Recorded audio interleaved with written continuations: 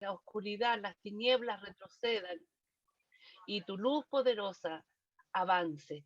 Señor, guíanos, guíanos por camino de bendición. Guíanos, Señor, llévanos tú de la mano, Señor. Podríamos tener un libro, un texto, Señor, y ser guiados, pero hemos preferido ser guiados de ti, Señor. Te pedimos esto en el nombre glorioso de Jesucristo, nuestro amante y bendito Salvador. Amén y amén. Gracias, Señor. Bien, la semana pasada quedamos en que íbamos a... La semana pasada, hace como 3 semanas que no teníamos clase.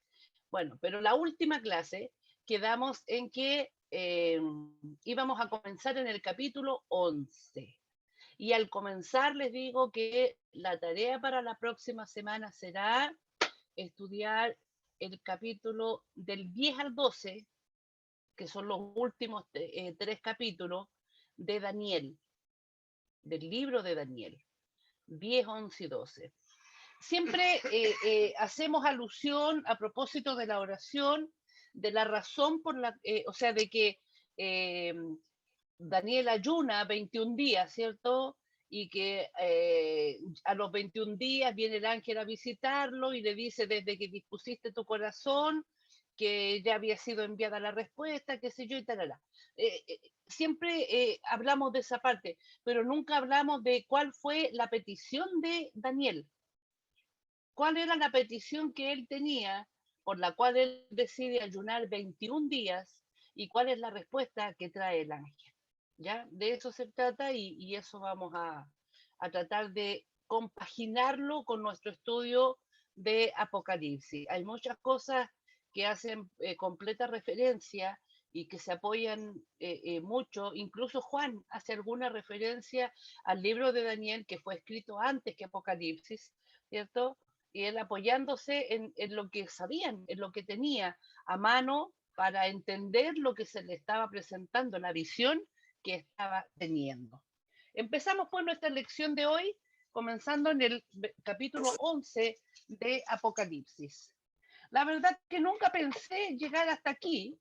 La idea mía era siempre hacer cositas cortas, llevarlos a esas historias cortitas que estuvimos al comienzo, busquen este personaje, esta historia, ya, pero bueno, el Señor nos trajo hasta aquí, a mi esposo se le ocurrió que nos metiéramos en Apocalipsis y aquí estamos, pues, hermano, ya, metidos en este bollo, pero vamos a tratar de salir de pie, ya, vamos a tratar.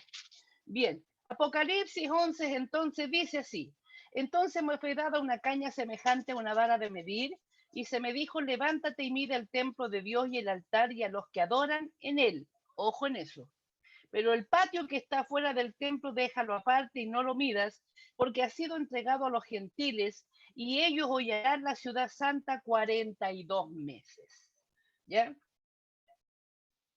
Eh, frase repetida. Se las he repetido 500 veces y espero que la entiendan alguna vez. Y es que la Biblia no habla de cosas literales, la Biblia habla de cosas espirituales. Cuando la Biblia habla, por ejemplo, en Apocalipsis, acerca de estas 42 meses, o a propósito de los testigos, el verso 3, por ejemplo, dice, y daré a mis 2 testigos que profeticen por 1260 días vestidos de silicio. ¿Cuántos son 1260 días? 42 meses. ¿Y cuántos son 42 meses? 3 años y medio.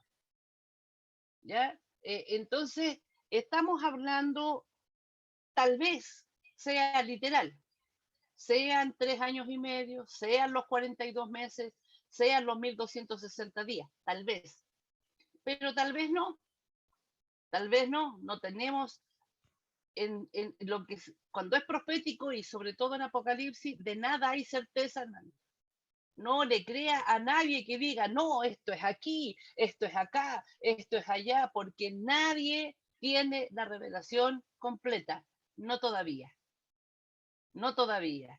Por eso que estamos tratando de entender cuál es el interés nuestro de leer esto, de que tenga el conocimiento, de que si alguna vez alguien le habla de esto, usted tenga alguna idea. Es como cuando le quieren contar la historia de Jonás y usted ya la ha leído varias veces, sabe de lo que le están hablando, ¿cierto? De eso es lo que pretendemos, que tenga un conocimiento básico, mínimo, ya para que cuando llegue el día en que todas estas profecías sean reveladas, las podamos entender todavía mejor. Comencemos de los primeros versos, donde habla de que el templo será medido, ¿ya? Cuando la Biblia nos habla y le está dejando esta tarea, yo puse aquí, tercera clase, capítulo 11, la última trompeta. En el 11.1 nos pide medir el templo, que yo entiendo que es poner orden. Poner orden. Medir el templo, medir el lugar. ¿Para qué lo va a medir si ya está hecho, si ya está listo, si no se va a hacer una renovación, si no se va a construir? Entonces, no está hablando de tomar una wincha, ya una, ¿cómo dicen los peruanos? Una cinta métrica, ¿ya? No, no se trata de tomar, ¿cierto? Y empezar a medir tantos metros para allá, tantos metros para acá. Está hablando proféticamente, espiritualmente. Y espiritualmente está diciendo de que hay cosas que hay que poner en orden, que hay que ajustarlas. Si esto mide 3 metros y 5, no mide 3 metros 10, mide 3 metros y 5, ya de ser precisos, de ser más exactos. Entonces habla de poner en orden. ¿A quiénes? A los hijos de Dios, a los que están dentro de la casa, a los que están dentro del templo, a los que están en el patio, eso déjalos afuera, ni te preocupes de los otros. Y, y todo el evangelio que hemos oído, hermano, se basa en un evangelio de ama a tu prójimo como a ti mismo, ya del amor a los demás. Pero lo cierto es que en este tiempo, en el tiempo del Apocalipsis, estamos hablando de una salvación personal. Ahora eres tú y Dios. Entonces, ya no es el tiempo de predicarle a los de afuera porque ya les predicamos. Ya les predicamos. La palabra dice que en el último tiempo el evangelio será predicado en toda la tierra, hasta lo último de la tierra. Y si usted ya predicó a los que le tenía que predicar, ya está. ¿Qué más va a hacer ahora? Ahora le toca a usted ordenar su vida delante del Señor. Le toca a usted ordenarse usted delante de Dios. El que esté limpio, dice la palabra, límpiese más todavía. Entonces, este orden que se va a poner no va a ser a los de afuera. No es que se conviertan los que no se han convertido, es que se enderecen los que sí han creído en el Señor. De que si algo todavía nos falta, porque nos falta todavía, ¿cierto? Cierto que hay cositas que todavía nos faltan y esas cositas vamos a tener que ordenarlas. Va a ser el tiempo, va a ser el tiempo. ¿Cuántos están peleando por un cigarrito ya, y que, pucha, ya en una de esas ya lo voy a dejar? Bueno, este va a ser el tiempo de tomar la decisión. Es ahora o nunca. O te quedas adentro del templo o te vas afuera al patio. Allá en el patio haz lo que quieras. Pero si quieres permanecer adentro del templo, tienes que ponerte en cintura, dice. ¿Ya? Entonces leo de nuevo el 11.1. Entonces me fue dada una caña semejante a una vara de medir, y se me dijo, levántate y mide el templo de Dios y el altar, y a los que adoran en él. Es decir, las cosas santas. Vamos a ordenarnos las cosas santas. A nosotros de repente nos juzgan, y hablo, cuando digo nosotros, hablo de la iglesia nuestra, si lo es Chile, ya hablo por nuestra congregación, nos juzgan de ser muy permisivos, ya de que aquí le aguantan a todos todo, de que aquí todos hacen lo que quieren, y lo que pasa es que nosotros no nos metemos en la vida de la gente. Yo he entendido que mi llamado es a predicar el evangelio, allá usted si lo pone por obra o no. Esa es su cuenta delante del Señor. A mí un día el Señor me va a pedir cuenta si hablé la verdad o no la hablé. Si me callé por parecerle bien a esto, parecerle bien al otro, si no dije nada y resulta de que a nosotros nos tocaban hablar. Ustedes son mis testigos. Nosotros seguimos hablando del matrimonio, seguimos hablando todo fiel, a pesar de que mi hijo está separado, a pesar de que él perdió su ministerio, a pesar de que las cosas no le funcionaron, Dios sabe por qué, pero eso no nos ha impedido a nosotros seguir hablando lo que la Biblia dice acerca de esto. ¿Qué dice la Biblia? Que el matrimonio es para siempre. ¿Qué dice el hombre? Dice, se me acabó el amor. ¿Y qué dice la palabra? Dice, el amor nunca deja de ser. Y sigo creyendo a la palabra del Señor. Entonces, no estamos acomodando la palabra a nosotros. Estamos predicando, creo, lo que es la verdad del Señor. Y esa verdad es la que va a ordenar al que oye. Esa palabra es la que va a limpiar al que todavía está sucio. Y ellos son nuestra preocupación, los que están dentro del templo, no los que están afuera. A los que están afuera les predicamos. Si quieren entrar, que entren a oír. Pero si no quieren entrar, sigan haciendo su vida afuera. Es como el tipo que yo siempre les cuento que en la puerta de la iglesia me tajó para decirme, mi señor es Satanás, me dijo. Y yo lo miré y le dije, bien por ti. ¿Qué le va? Ay, porque él quería que yo peleara con él. Ay, no, ¿cómo se te ocurre servir al diablo? Tenés que servir a Dios, decisión de él, ¿no? Si me venía a hablar es porque sabía quién era Dios. Y le dije, bien por ti. Después me cuentas cómo te va así, le dije. Pero si tú me preguntas a mí, yo sirvo a Dios. Porque Dios es galardonador de los que le sirven. Satanás paga mal a quien bien le sirve. Que el Señor nos bendiga esta noche y nos permita entender que va a llegar este tiempo, hermano, en que no habrán excusas. No valdrá decirle al Señor, Señor, es que yo no te he servido porque la hermana le presté y me quedó debiendo. Porque la hermana no me quiso hacer un favor. Y porque algunos se enojan, porque pidieron plata prestada y no les prestaron y se enojaron. Ay, en esta iglesia no hay amor. Y aquí ese día las excusas tuyas no van a valer. Ahí eres tú y Dios. La verdad del Evangelio y Dios. El día que es esta palabra, y creo que estamos viviendo ese tiempo, hermano, en que Dios está empezando a ordenar las cosas, a poner las cosas en orden. ¿Ya?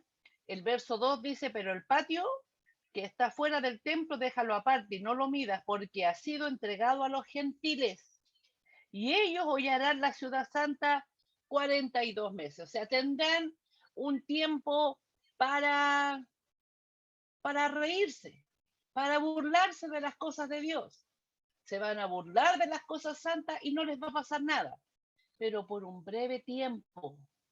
Con razón la palabra dice, no envidies al impío cuando prospera, porque su fin es camino de muerte. Les decía que estos 3 años y medio, 42 meses o 1260 días, puede que no sean literales. No se olvide nunca que 3 años y medio, 3 y medio viene siendo la mitad de 7. Y 7 es el número perfecto. A lo mejor se refiere a este tiempo, un tiempo imperfecto, incompleto, a un tiempo que está malo, que no está conforme a la voluntad de Dios. A lo mejor solo quiere decir eso y no es necesariamente 3 años y medio o 42 meses o 1260 días. ¿Ya? Está hablando de la mitad del número perfecto. ¿Ya?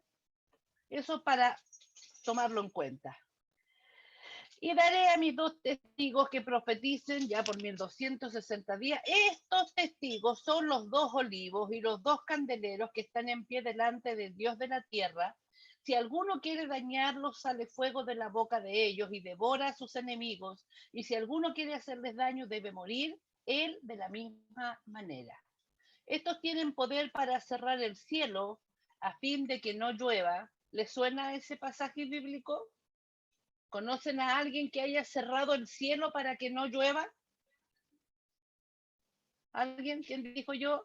Elías. Elías. Bien. Amén. Elías. Y luego dice, y tienen poder sobre las aguas para convertirlas en sangre.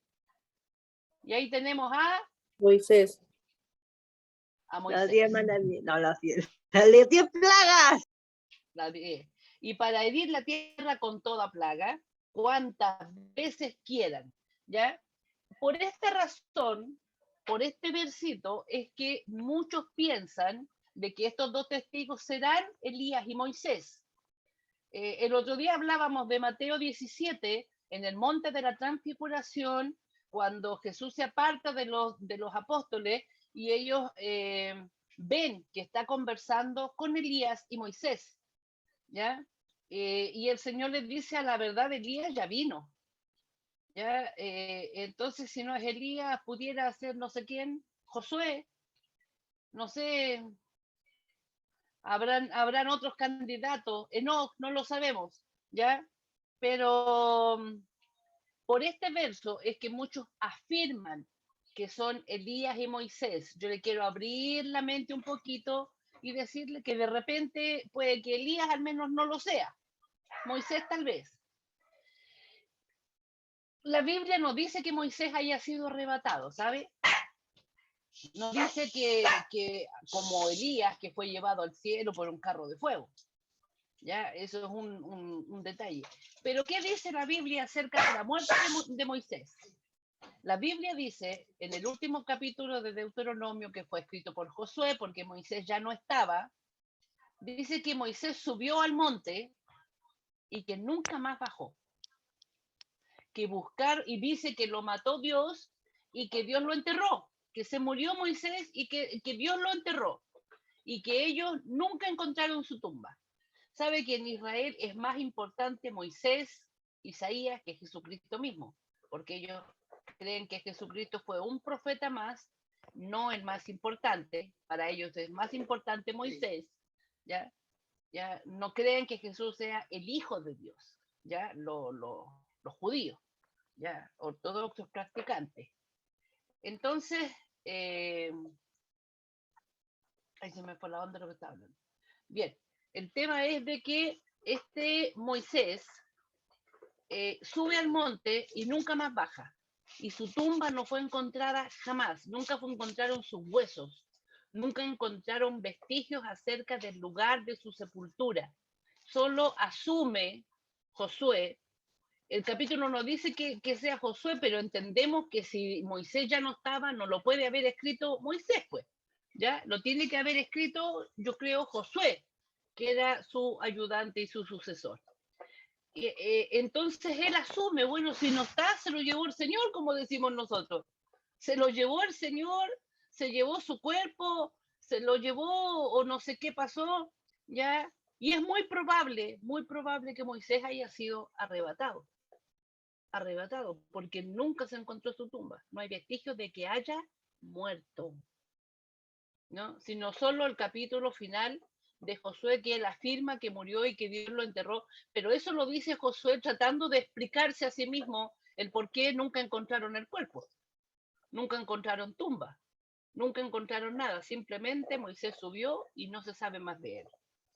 Bien, eso como un paréntesis. Les decía que por este verso 6 se piensa que son ellos. Cuando hayan acabado su testimonio, la bestia que sube del abismo, perdón, me faltó otro verso. Malaquías 4:5. Malaquías 4:5. ¿Tú lo tienes, papá, ahí que me lo pudieras leer? Es cortito.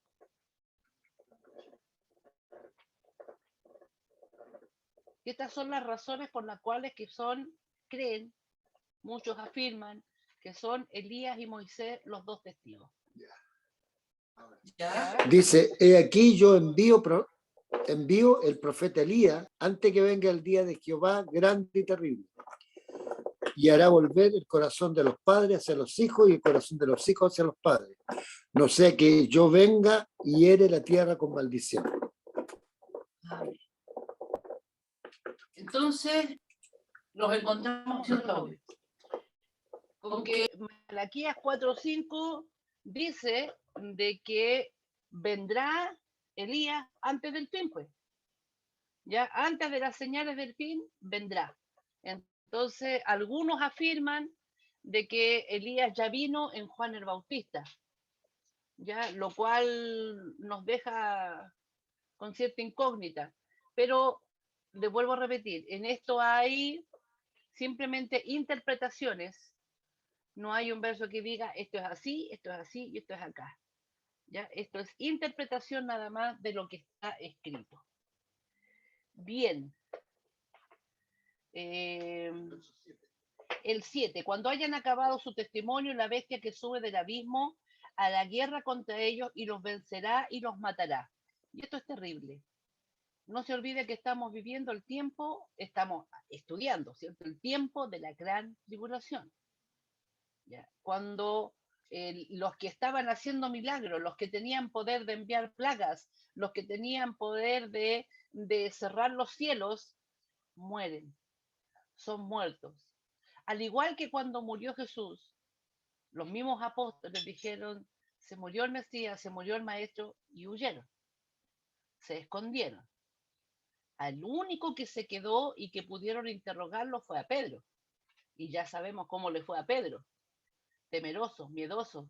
Si mataron al maestro, seguro me matan a mí, así que mejor lo niego antes de que crean que yo también soy uno de los que andaba con él. Pero de los demás discípulos no se sabe nada. Se escondieron, temerosos, volvieron a lo suyo. El que era pescador volvió a las redes, el que era cada uno volvieron a sus casas. Se terminó, ya listo, y esto hasta aquí llegamos. Muchos cristianos, muchos creyentes vivirán esta decepción, porque dirán, ahora con estos testigos que hacen obras maravillosas de parte de Dios, ahí vamos a salir de este problema, todo va a andar bien, todo va a andar bien, todo va a andar bien, y resulta que los matan. Va a ser catastrófico para la fe de la gente que está sustentada creyendo que estos son los que los van a salvar, los que los van a guardar, y resulta de que se van a morir. ¿Ya? Apóstol, Que el Señor nos ayude. Dígame, ¿quién esos, me habló? Joana, esos Ya, testigos dígame. van a llegar después del arrebatamiento o antes del arrebatamiento. O sea, porque dan testimonios a los que se han quedado o todavía no ha sido arrebatado la iglesia. Mira, aquí también tenemos un tema sujeto a interpretación. Yo creo que al menos la primera parte de la tribulación, la iglesia la va a vivir. La primera parte. Ya, no la gran tribulación, pero sí parte de la tribulación, la iglesia la va a vivir. En medio de toda estas trompetas que suenan y que provocan muerte y que provocan esto y que desaparecerá la tanta parte de la tierra y todo lo demás, ¿cierto? Los tantos habitantes de la tierra, yo creo que en esos por ahí puede estar el arrebatamiento, ¿ya? Porque hay algunas también interpretaciones bíblicas que nos llevan a creer de que esto no es que porque soy hijo del Señor, el Señor me va a arrebatar para librarme de todo. Por eso creo de que nosotros, esta generación, estamos viviendo parte de ese mover, estamos viviendo ese tiempo final, estamos viviendo este tiempo anti Dios. Decía acá, mira, yo quería subirle una foto, después se la voy a subir al club de lectura. Dice el 8. Y sus cadáveres estarán en la plaza de la grande ciudad que en sentido espiritual se llama Sodoma y Egipto, donde también nuestro Señor fue crucificado. Él no fue crucificado ni en Sodoma ni en Egipto. ¿Dónde fue crucificado? En Jerusalén. Ahora, Jerusalén, ¿qué simboliza? El centro del corazón de Dios, el centro del mover de Dios. No está hablando de la ciudad misma, del lugar físico, latitud, longitud. Está hablando porque hoy nosotros somos Jerusalén. Hoy nosotros somos el pueblo de Dios, el escogido de Dios, espiritualmente.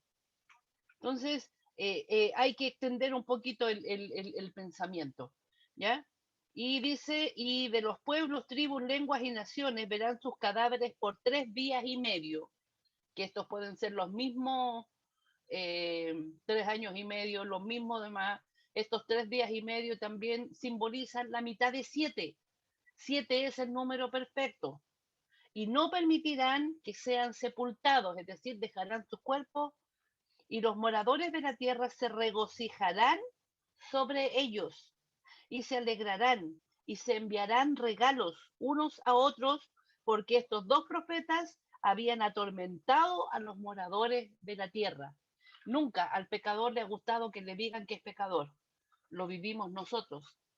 Usted, la familia nuestra, ¿por qué nos repele? ¿Por qué te tienen ahí nomás? Porque tu sola presencia, ellos saben que tú tienes a Cristo en tu corazón, que fuiste lavado, perdonado, que hoy no vives como ellos viven.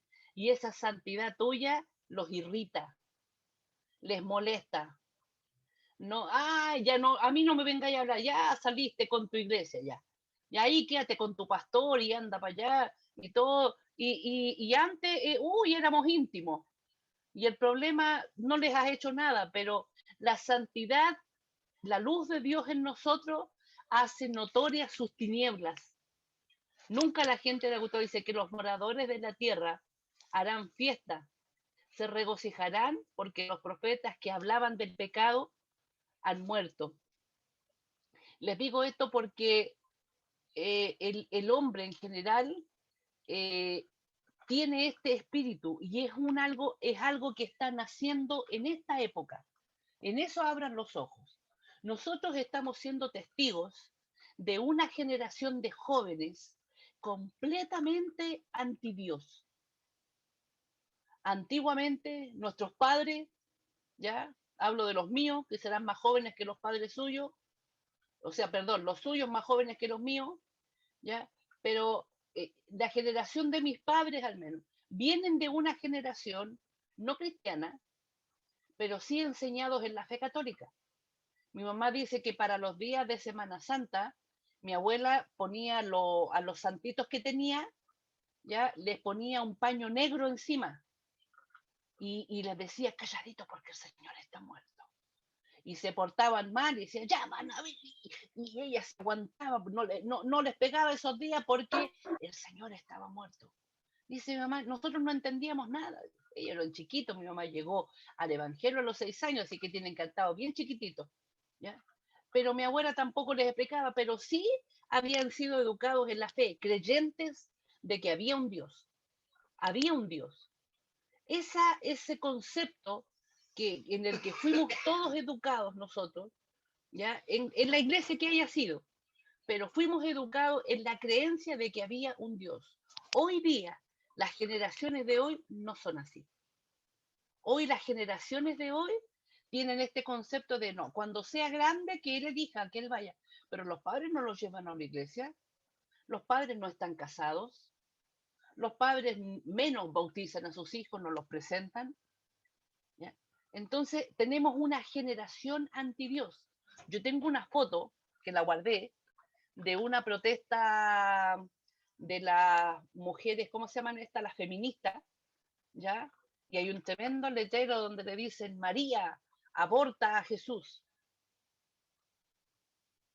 Vi una foto de unos que decían, la mejor iglesia es la iglesia que arde, y atrás una iglesia quemándola. La habían quemado y estaba incendiándose. Y ellos con ese letrero, la mejor iglesia es la iglesia que arde, quema una iglesia. Eso era impensable unos años atrás. Impensable. No, eso era blasfemia, eso era herejía. Pero hoy día tenemos una generación anti Dios. Yo me acuerdo siempre, una vez en Punta Cana, en el hotel a medianoche hubo un escándalo afuera en el pasillo.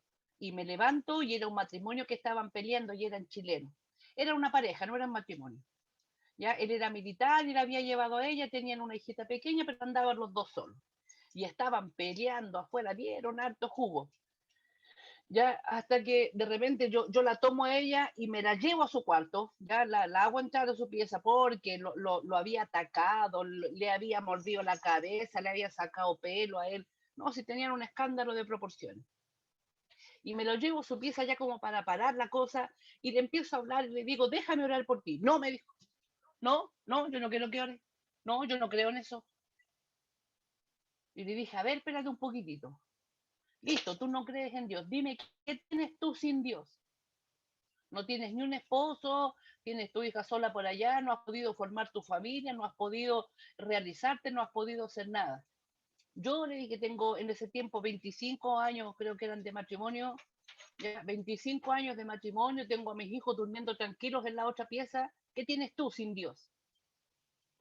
Pero ella era una chica joven, fruto de esta generación, la generación anti Dios, que no creen, y no solo no creen, no quieren saber nada de Dios, porque han crecido oyendo de los curas abusadores, de los pastores estafadores, porque es una realidad, los ha habido. Han habido curas abusadores, han habido pastores estafadores, sí, los ha habido. No podemos cerrar los ojos y decir no jamás. Sí, eso sí ha pasado. Y ellos se han quedado con eso. Tienen ese concepto de Dios y de la iglesia. Y este es el escenario preparándose para este nivel de odio, para este nivel, para llegar a hacerse regalo, regocijarse como si fuera Navidad, porque murieron los profetas que hablaban acerca de dejar el pecado. Para que eso llegue a pasar, tiene que estar multiplicada esta generación de hoy.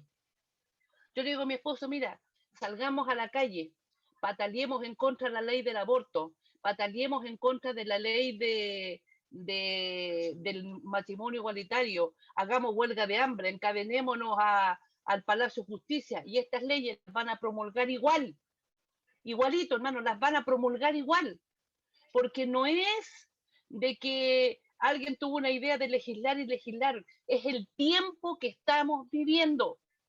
Este tiempo, estas leyes se van a dar en todas partes.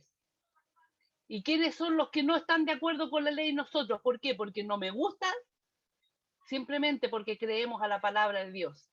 Y porque creemos a la palabra de Dios, ¿de qué nos tildan?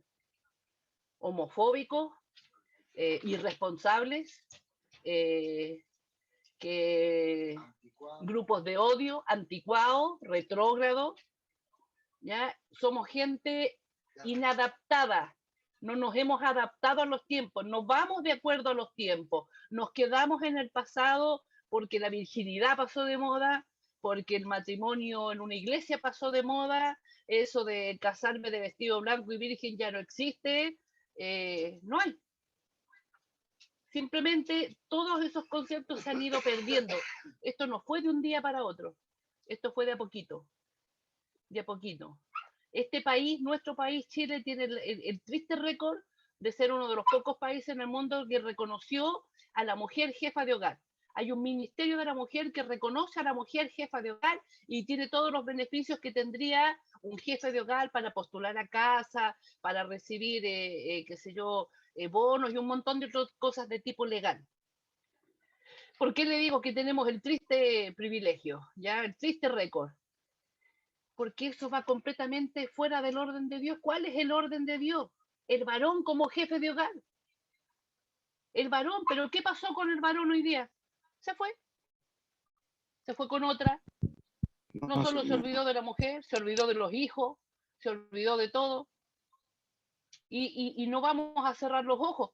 ¿Cuántos hermanos en nuestra iglesia tenemos que vienen de un divorcio? Algunos años atrás, impensado, hermano. Impensado. En la iglesia en que yo nací, impensado tener a alguien predicando, orando o llevando alguna responsabilidad en la iglesia y que fuera divorciado o madre soltera. No, no. Pero nosotros nos hemos adaptado al tiempo. Hemos entendido que esta es la realidad que vivimos hoy, el embarazo adolescente. ¿Qué sacamos con cerrar los ojos y decir, no, esto no puede ser? ¿Y qué hacemos con nuestras niñitas que se quedaron embarazadas? ¿Qué hacemos? ¿Las excomulgamos de la iglesia? ¿Las echamos? Que Dios nos ayude a vivir en este tiempo. Este es el tiempo que nos tocó vivir. Abramos los ojos y seamos consecuentes. No podemos vivir como vivían nuestros padres antiguamente. No había esto, no había esto del rock satánico. Nuestros padres no vivieron, no tuvieron que convivir con rock satánico, con misas negras, con Halloween. No tuvieron que convivir con eso. Mire, nosotros pataleemos todo lo que usted quiera, todo hagamos anti-Halloween y Halloween nos va a ganar, va a pasar por encima, porque no es Halloween, es el tiempo que estamos viviendo, tiempos finales, en que la gente está perdiendo el temor. Como dice la palabra del Señor, y será como en los días de Noé. ¿Cómo eran los días de Noé cuando vino el diluvio? Violencia, ¿le suena familiar? Violencia, hijos contra padres, padres contra hijos. La gente dice, se casaban, se daban en casamiento, vivían en su gusto, se daban el gusto, se casaban hoy día, se les casaban mañana. Así eran los días de Noé. Dígame, ¿en qué son distintos a los días que estamos viviendo hoy? Igualito. Será como en los días de Noé. Y volvimos otra vez a la misma historia. Entonces, estos tiempos tenemos que ser capaces de verlos. Usted tiene que ser capaz de darse cuenta de que los tiempos que hoy estamos viviendo no son como los tiempos en los que vivieron nuestros padres el Evangelio. Si usted la llevó su abuelita a la iglesia, bueno, su abuelita hoy día se horrorizaría de ver a los jóvenes cómo visten, cómo hablan, cómo le hablan a los padres. Oiga, que un hijo hoy día te grite, antes era causal no sé, de echarlo de la casa, porque le gritó a la mamá, porque hoy día no sé, hoy día trata de pegarle a tu hijo y con ¿qué dicen los hijos? Llama a los carabineros. Los hijos te amenazan, llama a los carabineros. ¿Sabe cuántas mamás les pasa eso? Que quieren disciplinar a sus hijos y los hijos te salen con que van a llamar carabineros. Hoy día los padres no tienen la autoridad sobre los hijos. Dios nos ayude. Dios nos ayude a entender, a no llegar a ser de los que viven en el patio, sino que los que estamos dentro de la casa del Señor. Déjese disciplinar por el Señor. Déjese disciplinar. A lo mejor a usted es uno de esos que le cuesta recibir corrección. Aprenda a decir amén, porque más vale esto. Más vale corregirnos y estar adentro y no quedarnos afuera. Me acordé de una hermana, dice, tuve un sueño, dijo, de que estábamos en el templo, dice, y todos subían al púlpito con ustedes, dice. Ahí estaban ustedes todos en el púlpito, y los hermanos subían al lado de ustedes, y yo me quedaba abajo. Y yo miraba y decía, no, ¿por qué me voy a quedar abajo yo? Yo también tengo que estar ahí con ellos. No pasó mucho tiempo cuando se fue de la iglesia, que porque no le gustó esto, que no le resultó esto otro, que tuvo problemas con el marido, con los hijos, y terminó yéndose de la iglesia. Yo siempre me acuerdo del sueño de ella. Dios muestra, Dios revela, y Dios nos está hablando hoy y ahora. Bien, sigo con el verso 11. Pero después de 3 días y medio, dijimos, entró en ellos el espíritu de vida enviado por Dios, y se levantaron sobre sus pies y cayó gran temor sobre los que vieron. ¿Por qué cayó gran temor? Porque ya no se esperaban que Dios hiciera algo. Ya no estaban las esperanzas que Dios los dejaron los cuerpos ahí, hermano. ¿Cuánto? 3 días y medio dice aquí, ¿ya? Y no sabemos si son literales o son espirituales o es un tiempo más largo. Y 12, y oyeron una gran voz del cielo que les decía, subid acá, y subieron al cielo en una nube, y sus enemigos los vieron. En aquella hora hubo un gran terremoto y la 10ª parte de la ciudad se derrumbó, y por el terremoto murieron en número de 7,000 hombres, y los demás se aterrorizaron y dieron gloria a Dios del cielo. Va a ser el tiempo en que será quitado el Espíritu Santo. Hoy día, ¿qué nos sostiene a nosotros el Espíritu Santo? Usted trate de imaginar una vida de cristiano sin la fortaleza que nos da cada día el Espíritu Santo en nosotros. La manifestación que nos toca, que lloramos, que sentimos esa presencia en el templo, en la iglesia, cuando oramos, en alguna situación, en alabanza, pero en ese tiempo no. Estos tendrán que ver este tipo de milagros, este tipo de obra, para recién temer a Dios, porque la dureza del corazón será demasiado grande. El segundo ay pasó. He aquí el tercer ay viene pronto. Y llegamos al verso 15, el séptimo sello. El séptimo ángel tocó la trompeta, verso 15, 11, 15, no se olvide nunca, ahí está el último. Tocó la trompeta y hubo grandes voces en el cielo que decían, los reinos del mundo han venido a ser de nuestro Señor y de su Cristo, y Él reinará por los siglos de los siglos. ¿Quién tenía el reino de la tierra? Cualquiera menos Dios. Dios ha entregado la tierra, hermano. Dios ha entregado la tierra y Satanás está jugando sus últimas cartas. Él está preparando el escenario para la venida de su hijo, el anticristo. Los 24 ancianos que estaban sentados delante de Dios en sus tronos, que esto también pudiera ser simbólico. En una de esas son 24 viejitos, ¿ya? Pero pudiera ser simbólico. Algunos dicen que estos 24 ancianos son un representante de las 12 tribus de Israel y los 12 apóstoles, que juntos vienen a representar toda la época, todo el tiempo de la historia, ¿ya? Y todos los salvados en ese tiempo. Vienen a ser los representantes de los salvados desde el comienzo de la era cristiana, desde que Dios se manifiesta al hombre, ¿ya? Hasta nuestros días. Tal vez sean representativos, ¿ya? No sean 24 viejitos, yo le digo así para que usted se haga una idea, ¿ya? Pero también es algo profético. No se olvide que en la Biblia nada es literal.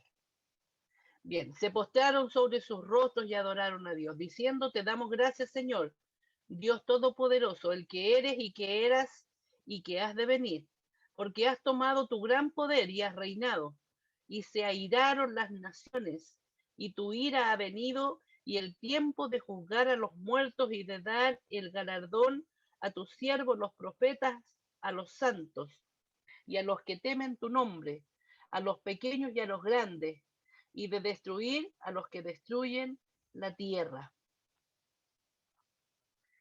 Es tiempo de dar el galardón.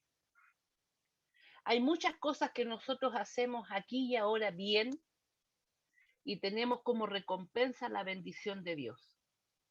Deuteronomio 28.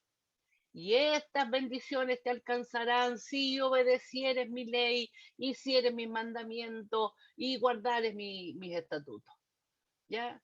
Serás bendito en la entrada, en el campo, y todo. Deuteronomio 28, las bendiciones, consecuencias de la obediencia. Dice, y estas bendiciones te alcanzarán. Hay muchas cosas que nosotros hacemos que alcanzaremos, ¿cierto? La recompensa de haberlas hecho bien.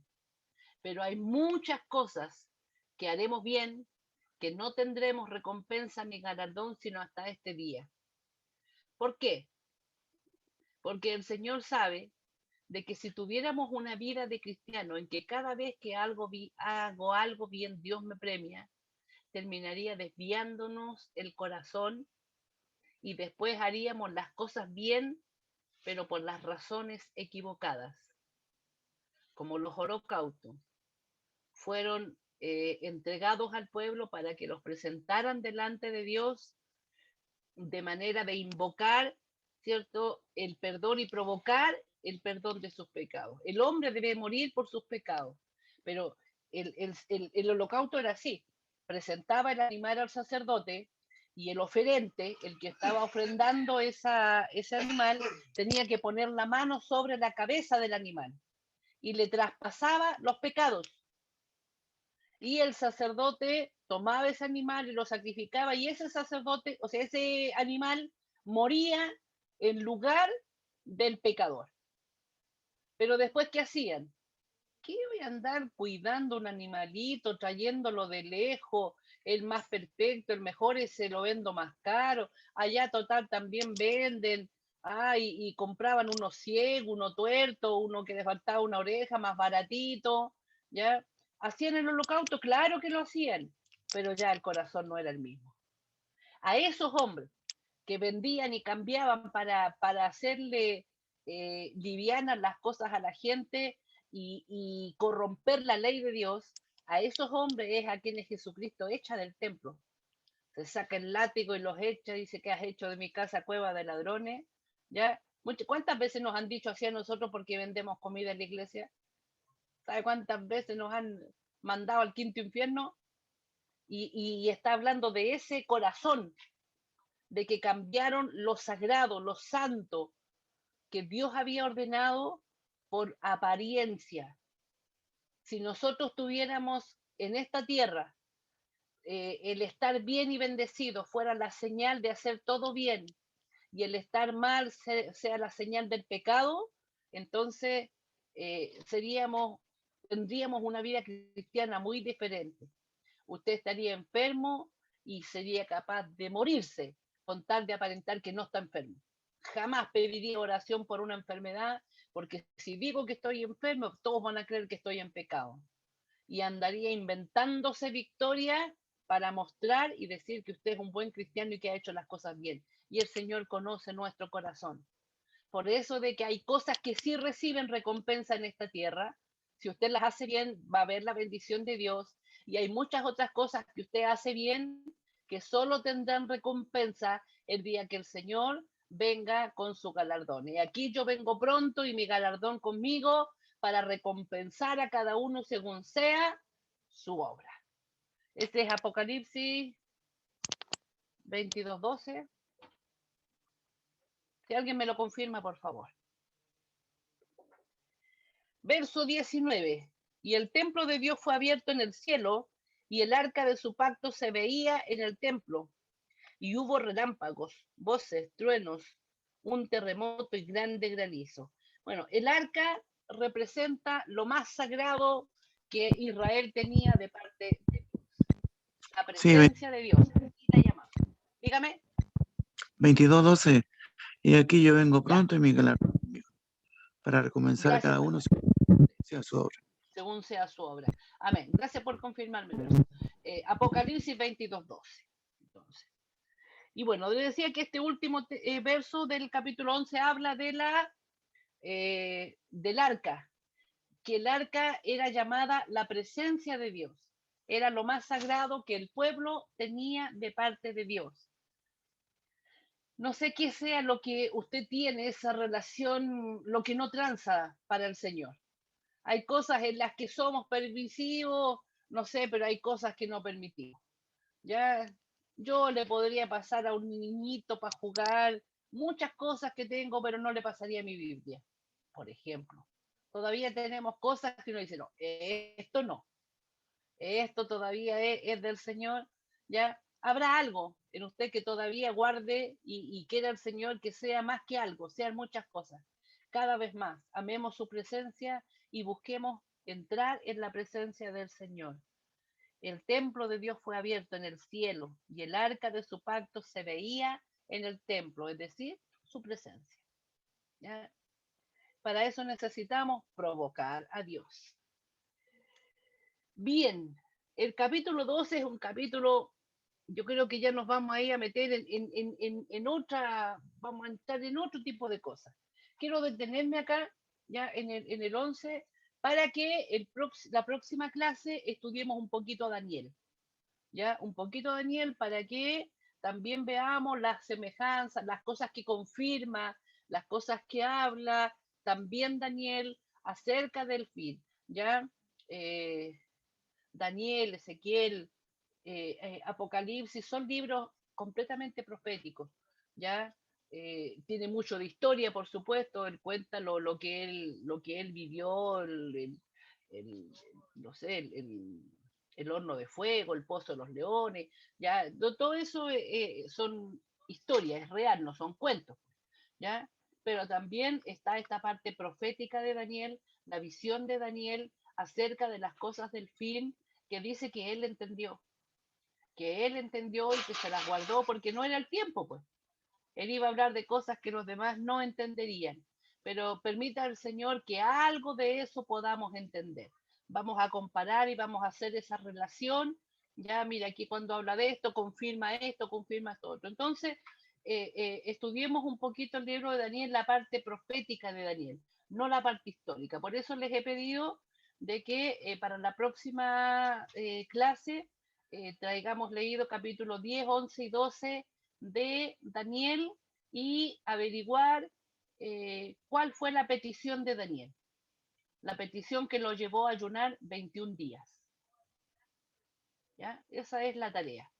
¿Cuál fue la petición de Daniel? Y estudiar capítulos 10, 11 y 12 de Daniel. Un breve resumen de cada capítulo. Un breve resumen de cada capítulo, ya las cosas más importantes que usted crea que son las más importantes, las ideas más importantes de cada capítulo. Ya, bien, eso sería por mi parte, no quiero cansarlos más, ya son ya las 10 de la noche, veo a varios cansaditos, medios quedándose dormidos y les agradezco